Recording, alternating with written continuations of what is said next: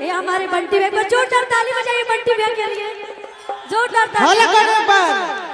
और बंटी भैया हमारे सच में दिल के भी राजा है, और ऐसे तो राजा है, पैसा से भी राजा है, दिल के भी राजा है।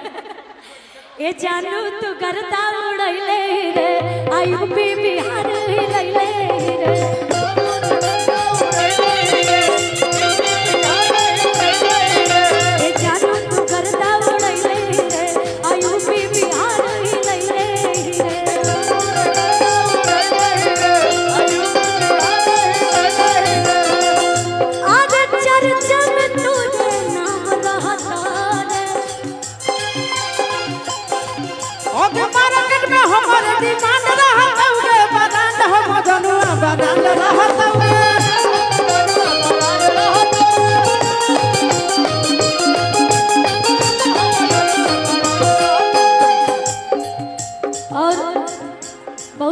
पंकज भैया कहाँ गए? पंकज बिहारी भैया, शशि भैया की तरफ से पंकज भैया कहाँ है?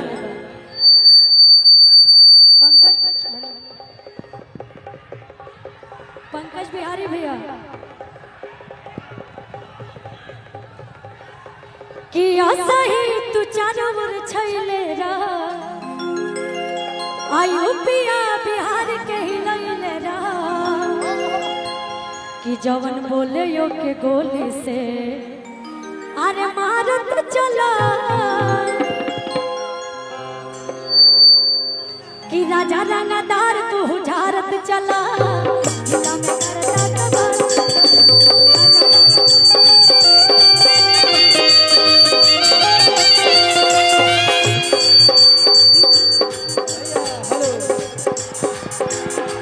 हेलो हेलो एक सेकंड, हमारा तो नजर नहीं पड़ा था कि भैया आए हुए।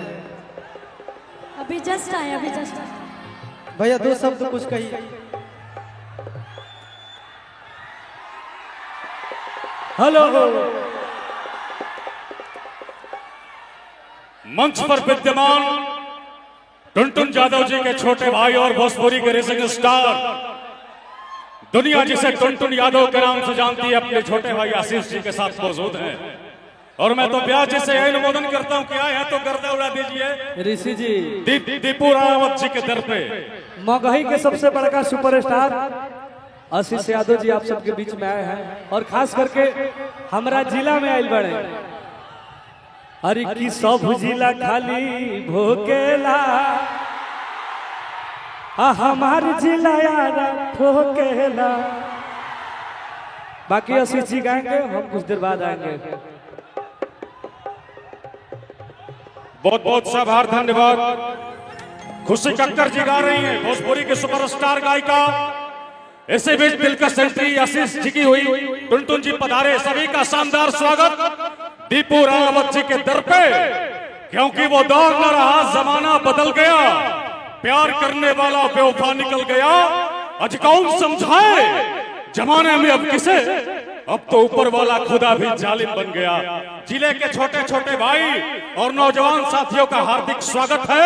एक बार जोरदार ताली बजा दीजिए हल्ला करके। बहुत बहुत आभार, धन्यवाद। आशीष यादव, आइए आइए इधर आइए।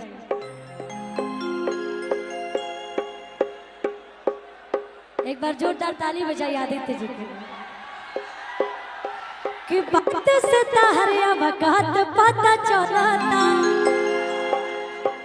कि सोझा हमार बाकी दाल नहीं गलता, कि केहू कैले न होई जान वैसन कामे कदे हा।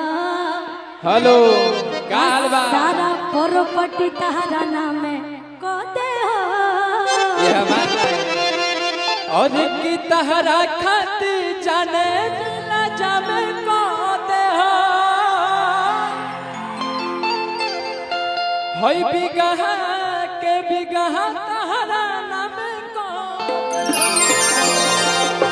बहुत प्यार मिल रहा है आदित्य जी को, भी आप लोग बहुत प्यार दे रहे हैं। और अच्छी बात है ना कि कोई कलाकार अगर आ रहा है आप सबके बीच में अच्छी अच्छी चीजें लेके, तो आप लोग उसको सपोर्ट करते तो मनोबल और बढ़ता है। क्या कि बात से तहरिया बकात पता चलता, सोझा हमार बाकी दाल नहीं गलता, कि केहू कैले न होई जान कदे हो आज हम कहो कि सारा प्रॉपर्टी तारा नाम कदे हो कि तारा खातिर जाने जिला जामे कदे हो कहा के कहा तारा नाम कदे हो कि तारा खातिर जाने जिला जामे कदे हो कि कहा के कहा तारा नाम कदे हो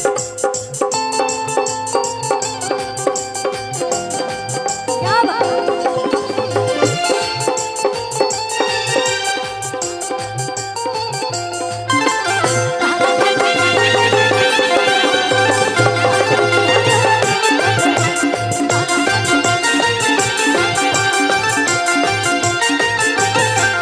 बहुत सारे कलाकार हैं तो चाहेंगे थोड़ा सा दो लाइन सुना दे सभी में से जो आप सबकी फरमाइश से हैं नहीं भैया कि कान्हा पल के रही फालवा अचले चीता के चलावा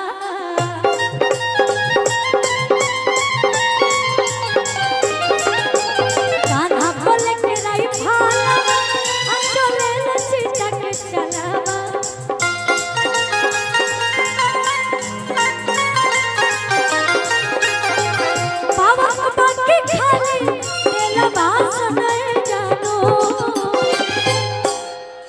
लेकिन ऐसा जितना अतिथिगण बानी हमारे अरुण चाचा जी बानी चाहे दीपू भैया बानी परिवार के जितना भी लोग लोग खातिर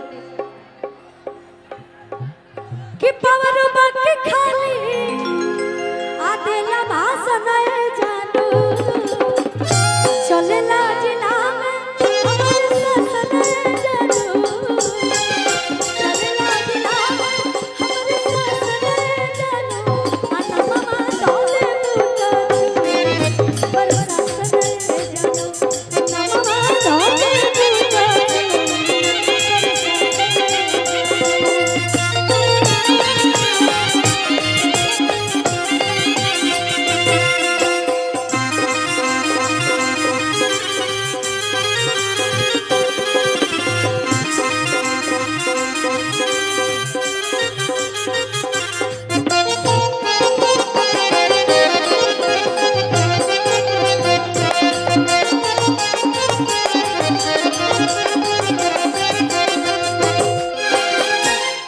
अच्छा वे रोक ले बहुत सारा गीत आइल बा लेकिन वही में से एगो गीत कि सुघर शरीर के सजावट बला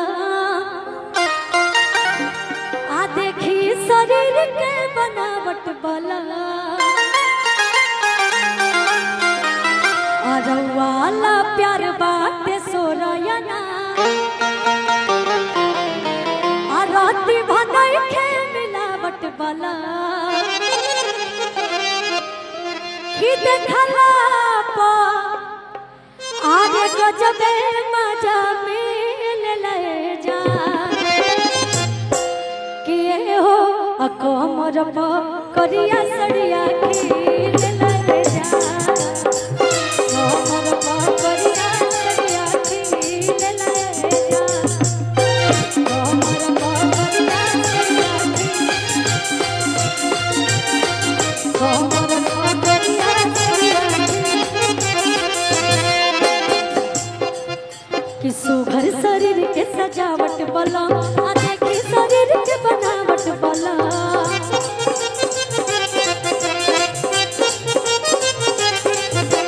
रवाला प्यार बाटे सोरायना आ राती बनई के मिलावट बला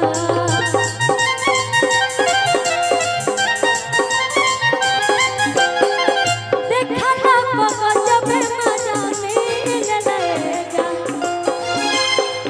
भाई का भाई क्या हुआ जी आप लोग ड्रेस पे हाथ मत लगाइए गिर उड़ जाएगा कोई तब अच्छा आओ कि देखला पो अरे गजबे मजा मिल ले जा इहो रंगदार भइल बड़ी सब विशाल गगन सर के आगमन भइल बा सर के बार-बार प्रणाम बा कहत इहो रंगदार भइल बड़ी आजकल कि कमर प करिया सड़िया खिल ले जा कमर प करिया सड़िया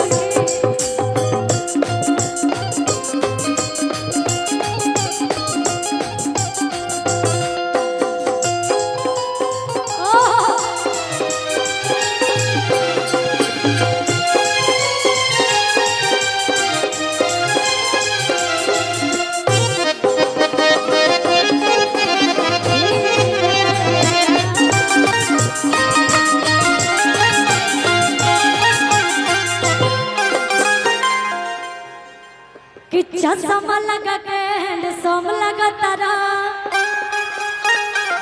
आ साउथ वाला हीरो से न कम लगा तारा तोहरे खातिर कि तोहरे के दिल हम देह करे जत तो बम लगा तारा।